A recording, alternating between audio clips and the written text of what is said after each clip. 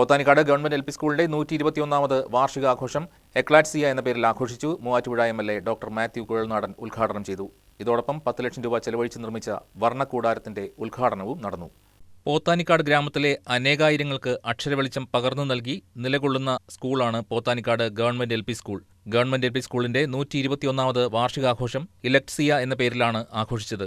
ഇതോടൊപ്പം അധ്യാപക രക്ഷാകർതൃദിനവും പൊതുവിദ്യാഭ്യാസ വകുപ്പും സമഗ്ര ശിക്ഷ കേരളയും ചേർന്ന് സ്റ്റാഴ്സ് പദ്ധതിയിൽ ഉൾപ്പെടുത്തി SSK എറണാകുളം, കോതമംഗലം BRC എന്നിവയുടെ നേതൃത്വത്തിൽ നിർമ്മിച്ച വർണ്ണക്കൂടാരത്തിന്റെ ഉദ്ഘാടനവും നടത്തി. പോത്താനിക്കാട് ഗ്രാമപഞ്ചായത്ത് പ്രസിഡന്റ് KP ജെയിംസ് ചടങ്ങിൽ അധ്യക്ഷത വഹിച്ചു. മൂവാറ്റുപുഴ MLA ഡോക്ടർ മാത്യു കുഴൽനാടൻ ചടങ്ങ് ഉദ്ഘാടനം ചെയ്തു.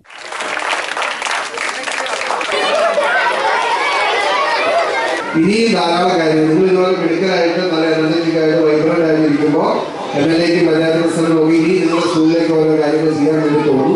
എനിക്ക് അധ്യാപകരോടുള്ള ഒരു അഭ്യർത്ഥന, പൊതുവിദ്യാലയങ്ങളിൽ വരുന്ന കുട്ടികളെ നമ്മൾ അവർക്ക് ഏറ്റവും മികച്ച ഒരു ട്രെയിനിങ് അല്ലെങ്കിൽ ഏറ്റവും മികച്ച വിദ്യാഭ്യാസം നമുക്ക് നൽകാൻ കഴിയണം. അതിന് ഔട്ട് ഓഫ് ബോക്സ് ചിന്തിക്കാനും പരിശ്രമിക്കാനുമുള്ള മനസ്സ് നമ്മുടെ അധ്യാപകർക്കുണ്ടാകണം. ഹെഡ്മാസ്റ്റർ ബിനു ജോസഫ് ചടങ്ങിൽ സ്വാഗതം പറഞ്ഞു. 10 ലക്ഷം രൂപ ചെലവഴിച്ചാണ് വർണ്ണക്കൂടാരം നിർമ്മിച്ചത്. News desk KCV news.